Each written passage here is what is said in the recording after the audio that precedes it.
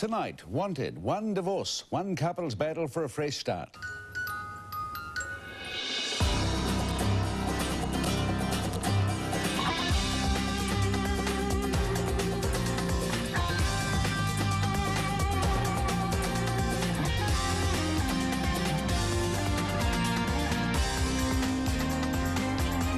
Now, you've been separated for 2 years. Both parties agree on the date of the separation, which is important, so you'd think it'd be a matter of a judge rubber-stamping your divorce.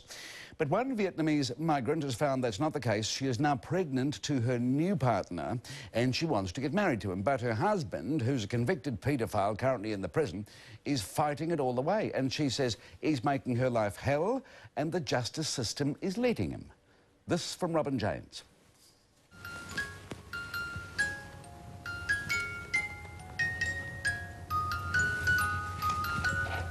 Wayne and I, we love each other very much, and we want to have a family. And I just want to have a divorce before our baby born, and we can get married, and my baby can have his family name. It should be one of the happiest times of their lives. As the weeks run by, we're running out of time. We don't. Yeah. We've almost given up, to be honest. All they want to do is get married, but a convicted paedophile who has preyed on vulnerable immigrant families is standing in their way. It's this man, Theodore Patrick Subritsky. He's currently in prison for indecently assaulting a young immigrant girl. Theodore Patrick Subritsky is Lien's husband, and from behind bars, he's fighting her attempts to dissolve their marriage. He still control me. If one get divorced, I feel free, yeah. Lien first met Ted Subritsky, a man 30 years her senior, when a local church suggested he could help her with immigration matters. After we talked a few hours, and the next morning, and he asked to marry me. I was shocked. I said, oh my God, I just want to have a work permit. Why you want to marry me for? Lien didn't say yes right away, but Ted Subritsky was persistent. He'd ring 2 or 3 times a day, and he promised her a better life. Love me and take care of me, because at that time I was so lonely, living with no family in New Zealand. So I just trust him and believe that. You believed him? Yes. So, did you love him? Yes, I did actually. I did. Within a few months, they were married. It was only then that Lien discovered Ted Subritsky appears in the Paedophile and Sex Offender Index under the name Edward John Subritsky. In fact, he was only months out of prison for raping a young Cambodian refugee and her 7-year-old sister when he came into Lien's life. Like Lien, he was helping their family with immigration matters. The judge says he abused his position of trust and authority. Lien has a new life now, but she stayed with Ted Subritsky for over 2 years. Why did you not leave him?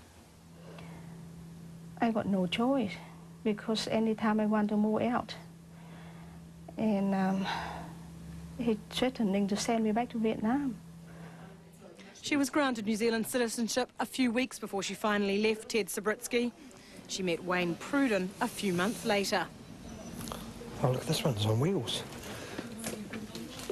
That angered Ted Subritsky. In July 2001, he was found guilty of threatening to kill Lien, harassing her and breaching a protection order. He didn't want to let her go. Not then, not now.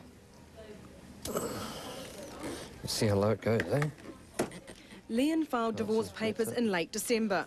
But from prison, Ted Subritsky applied to have the marriage voided or annulled, saying Lien only married him for citizenship. The family court gave him an extension to prepare his case. In March, there was finally a judicial conference, but no hearing date, and for 2 months, no word. Then shortly after the Holmes program made inquiries, Lien and Wayne were given a hearing date. But so much time had elapsed, they had to have another judicial conference on Tuesday. And there's still no divorce. They are just so angry Ted Subritsky was ever able to come into their lives.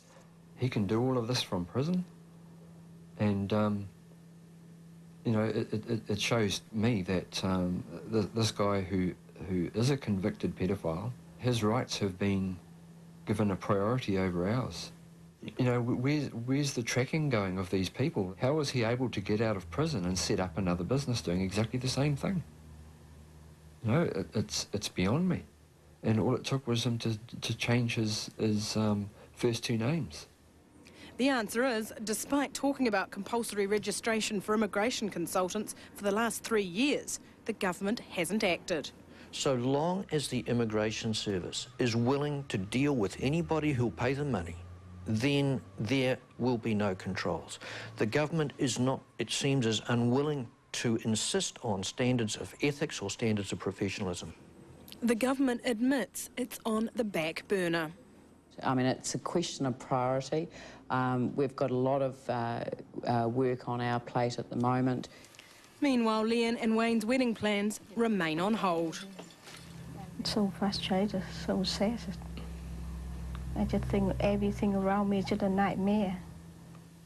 You know, we're a hard-working couple with a home and a baby on the way, and why can't the justice system see that? Why can't they just let us get on with our life? Exactly so. Exactly. The family court says it'll hear Lien's case at the end of next week. That is about 10 days before she's due to have her baby. And Lien Dalzell does tell us that she has some sympathy for Lien and Wayne in the situation. And she's bothered by the way some people use proceedings in the family court in an abusive way.